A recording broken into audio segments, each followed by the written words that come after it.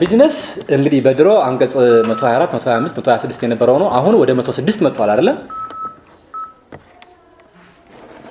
አሁን ወደ 106 መጥቷል ማን ቢዝነስ ባጭሩ ምንድነው it's an incorporeal property አይደለም incorporeal ነው it's a collection of movable properties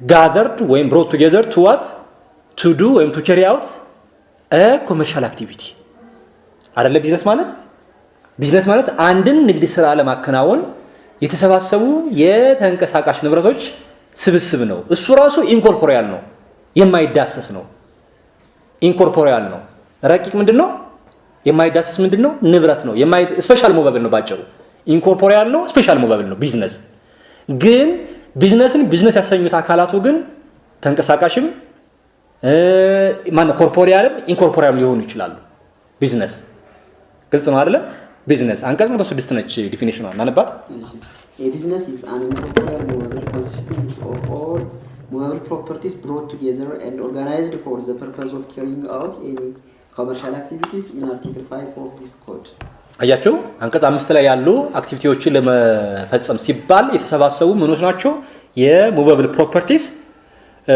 ውህድ ወይም ስብስብ ነው ማን ቢዝነስ የሚባለው ማለት ነው አንቀጽ 107 ላይ ያው ቢዝነስ ማን ይከውነዋል ከተባለ ያው ማንኛውም ነጋዴ እንዲሁም ማንኛውም ኦነር ዩዘፍራክት እንደዚሁ ሊከውነው ይችላል ነው የሚለው ችግር የለውም እሱ ዝሮ ቢዝነስ ግን ምንድነው ኮሌክሽን ኦፍ ሙቨብል ፕሮፐርቲስ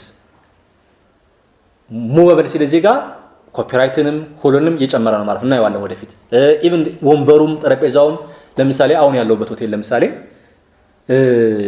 አቶ ወንበር አለ አይደለም አልጋለው እሱ ሁሉ የቢዝነሱ አካል ነው ግን በዛ ውስጥ ደግሞ እንትንም አለው ሎጎም አለው ሆቴሉ ስምም አለው አይደለም እሱ ሁሉ የቢዝነሱ አካል ነው ማለት ነው እሱ ነው ቢዝነስ ማለት አንቀጽ 178 ላይ እንመልከት ኤሌመንትስ ኦፍ ቢዝነስ የሚባሉት እንግዲህ ዋናው ኤሌመንት ማን ነው ጉድዊል ነው በድሮው አንቀጽ 127 የነበረው ነው ጉድዊል ነው ዋናው ከጉድዊል ውጭ ግን ምን አሉ ማለት ነው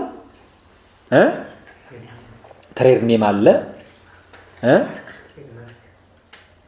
ትሬድማርክ እሱ አለ ኢንተሌክቹዋል ፕሮፐርቲስ በሚል ጠቅለል ያደርገዋል አንቀጽ 115 ላይ ትሬድ ኔም አለ ትሬድማርክ አለ ኮፒራይትም ካለ ሰየው ፓተንት ነገርም ካለ ሰየው አርማው አለ ግልጽ ነው አይደለም ሌላ ደግሞ ስፔሻል ራይትስ attached to the business ምትል ደግሞ አለች እና ነባትችን ኤሌመንት መሰለኝ ተባባ 109 ነው እንዴ ኖ አይደለም 108 አይደለም ኤሌመንቱ principal business and branches እሺ a business may consist of one principal business or of the principal businesses with branches or representative offices which shall be deemed to be part of the business 2 where a branch or a representative of office is called or let out for here without principal 108 ነው አይደል እሺ 107 እንት ነው ኤቭሪ ትሬደር ምናምን ነገር ነው ታው 109 ነው እሺ will end incorporeal elements እሺ business consists mainly of goodwill to እሺ ግን አይ ቲንክ ርዕሱ ትክክል ነው እርግጠኛ አይደለም በእውነት ምክንያቱም ስለ ቢዝነስ እያወራ ጉድዊል ብሎ መነሳት አልነበረበትም ኤኒዌይ ቢማን ነው ቢዝነስ ኮንሲስትስ ኦፍ ምንድነው ሜይንሊ ማን አለ ጉድዊል ዋናው ኤሌመንት ጉድዊል ነው ቀጥሎስ a business may consist of other ተጨማሪ ማለት ነው such as the trade name trademark any other destinations under which the trade is carried on designations ሆነት ነው ይሄ አርማው ምናምን ለማለት ሎጎ ለማለት ነው any other designation ማለት እሺ see the rights to lease the premises in which is the trade is carried on እሺ የኪራይ መብቱን ተከራይተን የምንሰራ ከሆነ ሆቴሉን እሺ intellectual property rights ኮፒራይት እና ፓተንት ማለት ነው such special rights as attached to the business such as special rights as attached to the business እናያቸዋለን እነኛ ያንዳንዳቸው anyway ስለዚህ ዋናው ኤሌመንት ማን ነው ጉድዊል ነው ጉድዊል ያው ኢኮኖሚክ ቫልዩ አለው በጣም ከተያዘ ወይም ፖዚቲቭ ከሆነ ጉድዊሉ ትልቅ ኢኮኖሚክ ዋጋ ያለው ነው ግን ጉድ የሚለው ቃል እንዳይሳስታችሁ ጉድዊል ማለት የግድ ፖዚቲቭ ጥሩ ማለት አይደለም አማርኛ ላይ ትክክለኛ ስያሜ የተገኘለት አይመስለኝም። ግን ባጭሩ ጉድዊል ምንድነው? perception of a business in your mind ነው። አእምሯችሁ ላይ ለምሳሌ አፕል ካምፓኒ አሁን ለአፕል ያላችሁ አመለካከት ምንድነው? ለአፕል ማለት ለምሳሌ አይፎን እሺ፣ በአይፎን ነው ሰዱ ለአይፎን ያላችሁ በጣም ኳሊቲ እንዳለው አይደለ?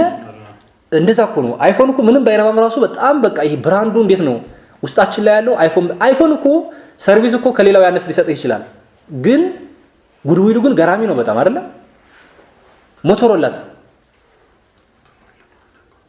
ኖኪያስ አሁን በተለይ ኖኪያ ጉድዊሉ ሞቷል ወርዷል አይደለ? ያም ጉድዊል ማለት ይሄ ነው። ለአንድ ቢዝነስ አእምሯችሁ ውስጥ ያለው ፐርሴፕሽን ነው ጉድዊል ማለት። you see ያ ነው ጉድዊል ማለት። የሚገርመው ጉድዊሉ ጥሩ ከሆነ የካምፓኒው አክሲዮን በጣም ውድ ነው የሚሆነው። ጉድዊል በወረደ ቁጥር ደግሞ ባጭሩ ጉድዊል የሚፈጠረው በነገራችን ላይ በነጋዴውና በካስተመርስ መካከል ባለው ግንኙነት ነው። በሌላ አባባል ካስተመርስ ለነጋዴው ያላቸው ወይም ለቢዝነሱ ያላቸው አመለካከት ፖዚቲቭ ሲሆን ጉድዊሉ ዋጋው ይጨምራል፣ ኔጌቲቭ ሲሆን ደግሞ ጉድዊሉ ዋጋው ይቀንሳል ማለት ነው። ያ ነው ጉድዊል ማለት። ጉድዊል the result of creation and operation of a business ጉድዊል እሱ ነው እና ኢኮኖሚክ ቫልዩ አለው። ታዲያ ጉድዊል ኢኮኖሚክ ቫልዩ አለው ካልን ዜሮ የሚሆንበት አጋጣሚ አለ። መቼ ነው? ለምሳሌ ዛሬ ሆቴል ከፈተ፣ ዛሬ የሚመረቅ ነው ሆቴሉ ይመረቃል። ዛሬ ኤቢሲ ሆቴል ዋጋው ስንት ነው? ጉድዊሉ ዜሮ ነው አይደለ? የመጀመሪያ ቀን ስለሆነ ገና ዜሮ እኮ ነው። አመለካከታችን እንዴት ይሆን? አይ እንግዲህ እስኪ ጥሩ ነው ህንጻው፣ እስኪ እናየዋለን ነገና ከነገ በኋላ አይ ቲንክ ሰርቪስ እንጀምራለን ብለዋል ነው የሚባለው። ምክንያቱም ጉድዊል results from what? creation and operation of business ስለሆነ ማለት ነው። creation and operation ነው። creation ብቻ አይደለም and operation ነው። ምክንያቱም ኦፐሬት ሲያደርግ ነው ካስተመር ሳይተው ቫልዩ የሚሰጡትና ጉድዊል በጣም ውድ ነው። አይ ቲንክ የማይክሮሶፍት ነው የአፕል ጉድዊል እንትን ቢዝነስ ዋጋ ባለፈው ቅርብ ጊዜ ትሪሊየን ያለፈ $1 ትሪሊየን ያንዳቸው አልፏል። ወይ ከአፕል ወይ የማይክሮሶፍት። አሁን ያኮ ጉድዊል እኮ ነው። አሁን ያለውን አላውቅም። ከዛሬ 5-6 ዓመት አካባቢ የጉግል ጉድዊል ፕሮ እንትን ዋጋው ወደ $45 ቢሊዮን ነበር። ኦሎምፒክ ወደ 40 ምናምን ቢሊዮን ነበር። ዩሲ ጉድዊል ማለት ያን ነው። በዚህ ጊዜ ለምሳሌ አይፎን ወይም ደግሞ አፕል የሆነ ችግር ቢገኝበትና ጉድዊል ቢወርድ ትሪሊየን የተባለው ወደ $50 ቢሊዮን ምናምን ባንድ ነው የሚያሽቆለቁለው። ያ ነው ጉድዊል ማለት እና ሲሸጡም ትልቁን ዋጋ የሚያገኙት በጉድዊላቸው ነው። ጉድዊል እሱ ነው። እንለፈው አይደለ? ጉድዊል እሱ ነው። ሁለተኛው ኤሌመንት ሰች አዝ ያስቲን ቢላይ ነው ትሬድ ኔም አይደለ? የመጀመሪያው እሱ ነው። ትሬድ ኔም እንግዲህ ትሬድ ኔም የድሮ ኮድ ላይ የተወሰነ አካቶ ነበር። ከአንቀጽ 33 34 35 36 ትሬድ ኔም አካባቢ ነበር። አሁን ትሬድ ኔምን ጠቀሰ እንጂ በምን እንዲገዛ አድርጎታል? በ980 ብቻ አንቀጽ ነው አዋጅ ቁጥር 980 ከአንቀጽ 13 ጀምራችሁ እስከ 17 ትሬድ ኔም ነው የሚያወራው። በቃ እያንዳንዱ ትሬድ ኔም ያስፈልገዋል ነው የሚለው። ምን አይነት ነው ምናምን የሚለውን እዛ ያስቀምጠዋል። ዞሮ ትሬድ ኔም አንዱ ኤሌመንት ነው። ለምሳሌ ሸራተን ትሬድ ኔም ነው አይደለ? የምታውቋቸው ሆቴሎች ለምሳሌ ስም አላቸው። እነኛ ስሞች በሙሉ ትሬድ ኔምስ ናቸውና እሱ ራሱ ከጉድዊል ጋር በተያያዘ ስሙ ራሱ በጣም ያዋጣል። አይደለም እንኳን የቢዝነስ ስምና የግለሰብ የዝነኛ ሰዎች ስም ራሱ እኮ ያዋጣል አይደለም? ያዋጣል እኮ። ለምሳሌ ሰምረና ቴዲ አፍሮ የማማከር ድርጅት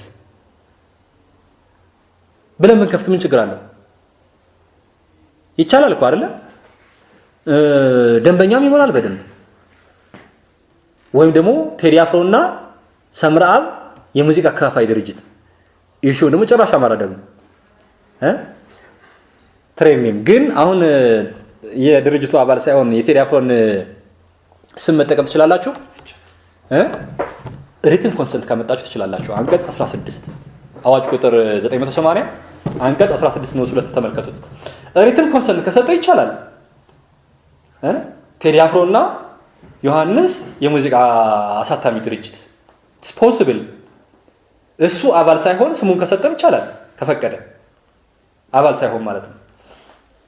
ሪትን ኮንሰንት ግን ያስፈልጋል። ኤኒዌይ ትሬድ ኔም እንዲሁ የሚያወጣ ነው። ትሬድ ማርክ በአዋጅ ቁጥር 501 የሚገዛ ነው። አዋጅ ቁጥር 501 ስለ ትሬድ ማርክ የሚያወራ ነው። እሱም እንዲሁ በጣም ወሳኝ የሚባል ምንድነው ማለት ነው የቢዝነስ ኤሌመንት ነው።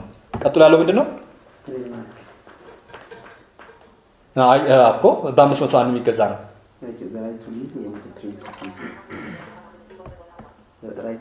ዘ ራይት ቱ ሊዝ ይሄ በጣም ወሳኝ ነው። ይኸውላችሁ አሁን የሆነ ሆቴሉን ተከራይታችሁ ምንድነው የምትሰሩት? ሆቴል ነው የምትሰሩት። ህንፃውን ተከራይታችኋል። ሆቴል ነው የሚሰሩት አይደለም? ህንፃውን ተከራይታችሁ ሆቴል ስትሰሩ የእናንተ ልዩ መብት አላችሁ። እንግዲህ በሲቪል ኮዱ መሰረት 2959 አንቀጽ 2959 ብትመለከቱ አንድ ቤት ተከራያችሁ አይደለም? የተከራያችሁትን ቤት ለሌላ ሰው ሳብሊዝ ማከራየት ትችላላችሁ? አትችሉም። ግልጽ ነው አይደለም? አትችሉም። በንግድ ህግ ግን ትችላላችሁ። ነጋዴ ሁናችሁ ንግዱን ለማከናወን ሆቴል ህንፃውን ብትከራዩ ከዛ በኋላ ደግሞ እናንተ ቢዝነሱን እንዳለ ለሌላ ሰው ብታከራዩ ሳብሊዝ ብታረጉ ይከለክላችኋል ባለቤቱ? አይከለክላችሁም። በድሮ አንቀጽ 145 ነበረ። በአሁኑ አንቀጽ 119 ተመልከታል። prohibition from assigning or subleasing አያችሁ? prohibition from assigning or subleasing አለ። notwithstanding the provisions of article 2959 ማለት ቅድም ያልኳችሁ ግለሰብ ቤት ከተከራያችሁ ማከራየት አትችሉም። ግልጽ ነው አይደለም? አዎ ልብ በሉ። ንግድ ከሆነ ግን የተከራያችሁት ህንፃ ለንግድ ከሆነ ግን ዘን ቢዝነሱን ለምሳሌ ለሌላ ሰው ብታከራዩ ምን ይሆናል ማለት ነው? the right to ብትሸጡ ራሱ የኪራይ መብቱ አብሮ ነው የሚሸጠው ማለት ነው። የህንፃው ባለቤት አታከራዩ ብሎ መከልከል አይችልም። ግልጽ ነው አይደለ? አይችልም። በአሁኑ ስንት ነው አልኳችሁ? 119 ምን ይሄ ብቻ እናንተ ለምሳሌ ህንፃውን ተከራይታችሁ ሆቴሊንግ ቢዝነስ እየሰራችሁ ነው አይደለ? ከናንተ ህንፃ አጠገብ ያንን ቢዝነስ ከፍቶ መስራት አይችልም ያከራያችሁ ሰውዬ። አንቀጽ 118 ግልጽ ነው አይደለም? አንቀጽ 118 እንደዚህ አይነት ጥቅም አለው እና ይህ የቢዝነስ ጥቅም ነው። ወይም ነጋዴ በመሆናችሁ ወይም ቢዝነስ ራን በማድረጋችሁ የምታገኙት ጥቅም ነው እንጂ እንደ ግለሰብ ተከራይ ብትሆኑ ነው ያው በ2959 ነበር የሚገዛው። ይሄንን በደንብ ያዙ። እዚች ጋር ግን አንድ ነገር ጠቆም አድርጌ ልለፍ። አሁን ምንድን ያልኳችሁ ህንፃውን ተከራይታችሁ ሆቴሊንግ ቢዝነስ ሰራችሁ አይደለም? ለምሳሌ ህንፃው የተከራያችሁት ለ10 ዓመት ነው። ለ10 ዓመት ሰምረና ጥበበ ተከራይተው እየሰሩ ነው እና ግን አንድ ዓመት ከሰሩ በኋላ አይ ግድ የለም እስኪ በሙያችን ከዚህ ይልቅ ኤልኤልፒ የጥብቅና ኤልኤልፒ እንክፈት፣ ይሄንን ጥሩ ደንበኛ አፍርተናል፣ ግን ለሌላ ሰው እንሽጠው አላችሁና ቢዝነሱ ሸጣችሁት። 9 ዓመት የኪራይ መብት ይቀራል። ግልጽ ነው አይደል? 9 ዓመት ምን ይቀራል? የኪራይ መብት ይቀራል። ከዛ ሆቴሉን ለየሺ ስትሸጡ ዘን ህንፃውን ያከራየው ሰውዬ አይቻልም ብሎ መከልከል ይችላል? አይችልም። የሺ ለ9 ዓመት የኪራይ መብቱን መጠቀም መብት አላት። ለ9 ዓመት ለቀሩ 9 ዓመት ይሲ ግን እንዳለመታደል ሆኖ የሺ ደግሞ 4 ዓመት ሰራችና አሜሪካ ሄደች። ከዛ ሆቴሊንግ ቢዝነሱ ለማሸጣቸው ለኔ ከዚህ በኋላ ስኔስ ስንት ጊዜ መጠቀም መብት አለኝ? 5 ዓመት ይቀራል። በቃ የራይት ሊዙ እስከሚያበቃ ድረስ ባለ ህንፃው ወይም አከራይ ህንፃውን ያከራየው ሰውዬ መቁለጭለጭ ነው፣ ምንም መብት የለውም። ግልጽ ነው። ይህ እንግዲህ የቢዝነስ ኤሌመንት ያመጣልን ጸጋ ነው ማለት ነው። ያ ነው እንግዲህ በድሮ አንቀጽ 145 በአሁኑ አንቀጽ 119 118ም እንደዚሁ ሰውየው ከጎን ሊከፍት አይችልም ቢዝነስ የሚለው። ምናልባት ግን አሁን ሐሳቡን ቀይረው ቢዝነሱን ብታከራዩስ? አሁን ህንፃውን ያልኳችሁ እኔ እንዳለ ቢዝነሱን እኮ ማከራየት ይቻላል። ቢዝነሱን ማከራየት ማለት ምንድነው? እስከ ትሬድ ኔሙ ለምሳሌ አሁን ያለውበት ሆቴል ኦሎምፒክ ነው የሚባለው አይደል? ኦሎምፒክ የሚባለው ባለቤቱ ለምሳሌ እንዳለ ሆቴሉን ቢያከራይ ስሙ አልተቀየረም፣ ትሬድማርኩ አለ፣ አርማው እንዳለ ነው።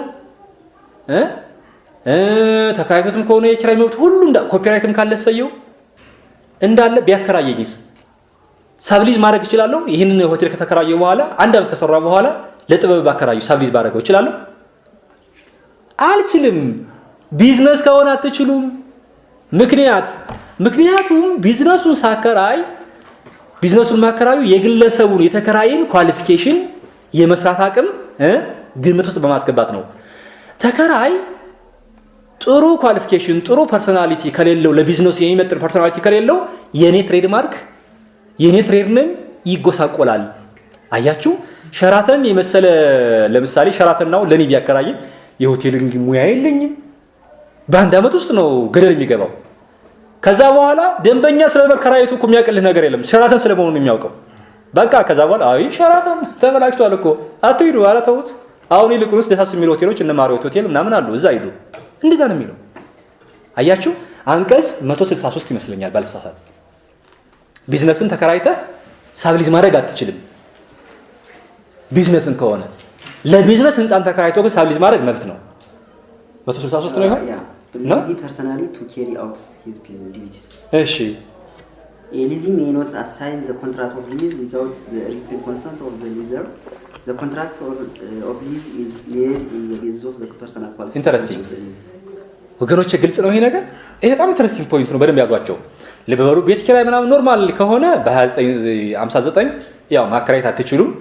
ለንግድ የተከራያችሁትን ህንጻ የኪራይ መብቱን ከንግዱ ጋር ማከራየት ወዘተ ትችላላችሁ፣ ማስተላለፍ ትችላላችሁ። ቢዝነሱ ዘሆል ቢዝነሱን ከሆነ ያከራያችሁ ግን የተከራየው አካል ዘሆል ቢዝነሱን ድጋሜ ሳብሊዝ ማድረግ አይችልም።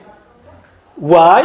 ምክንያቱም ቢዝነስ ዲፔንድስ አፖን ፐርሰናል ኳሊፊኬሽን ኦፍ ዘ ሌሲ አንቀጽ 163 ዘ ራይት ቱ ሊዝ የሚለው በዚህ ይተነተናል ማለት ነው ባጭሩ። እሺ ቀጥላ ያለሽው ኤሌመንት እንያት።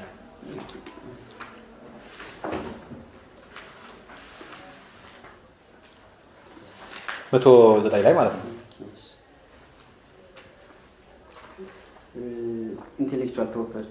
ኢንቴሌክቹዋል ፕሮፐርቲስ የሚለው እንግዲህ ፓተንትና ራይትን ነው። አሁንም ፓተንት ከሆነ የሚገዛው በምንድን ነው? በአዋጅ ቁጥር 123 አይደለም? እዚህ የለም። በአዋጅ ቁጥር 123 የፓተንት አዋጅ ነው። ኮፒራይት የሚለው ደግሞ በአዋጅ ቁጥር 410 እና 872 በዛ ነው የሚገዛው ማለት ነው። ኮፒራይት ለምሳሌ እስኪ ይህንን ደስ የሚል ድምጽ የለኝም እንጂ በዘንብሮ ደስ ባለኝ ነበረ። አስተማማኝ አጋሮ የኢትዮጵያ መድን ድርጅት ምናምን ምናምን ምናምን ምናምን የሚወርድ ዜማ ደስ የሚል ነገር የለም። ድሮ ጀምሮ እስካሁን አለ እኮ ኮፒራይት እኮ አለው። አያችሁ የኢትዮጵያ መድን ድርጅት ቢሸጥ ይህች አብራ ነች፣ የቢዝነሱ አካል ነች። ሌላ ደስ የሚል ምሳሌ አምጣላችሁ። በጣም ፕራክቲካል ምሳሌ። ይሁን መሳሪያ ስትሰሙ የኢትዮጵያ አየር መንገድ ትዝ አይላችሁ? ክላሲካል የኢትዮጵያ አየር መንገድ እኮ ነው ኮፒራይት አለው ወገኖች። ያ እኮ የቢዝነሱ አካል እኮ ነው። የኢትዮጵያ አየር መንገድ ለምሳሌ ፕሌን ጋር ስትገቡ የኢትዮጵያ አየር መንገድ ከሆነ በዛች መሳሪያ ነው ማስታወቂያው ምናምን ይሄ ዋርኒንግ ምናምን ይሰጣል። ውስጥ ስትቀመጡ ቀበቶ እንዲያደርጉ ምናምን ያቺ ነች መሳሪያው። ማስታወቂያ ሲሰራም በየሬዲዮ በየቴሌቪዥኑ ያቺ መሳሪያ ነች አይደለም? ያቺ እኮ የኢትዮጵያ አየር መንገድ ኮፒራይትድ ማቴሪያል ነች። ዛትስ ፓርት ኦፍ ዘ ቢዝነስ። ስትሰማት ድምጿን የኢትዮጵያ አየር መንገድ መጥቶ ድቅና ይልባችሁ። ዛትስ ኮ ዘ ኤሌመንት ኦፍ ዘ ቢዝነስ ኮፒራይት። ከዚህም በላይ ሊሆን ይችላል። ለምሳሌ መጽሐፍም ሊሆን ይችላል። ያ ማለት ነው ኮፒራይት ሲል። ፓተንት ማለት ፓተንት አንድ ሪል ምሳሌ ልንገራችሁ። አሜሪካ ውስጥ አልዲስ እና ወልማርት የሚባሉ በጣም ግዙፍ ሱቆች አሉ።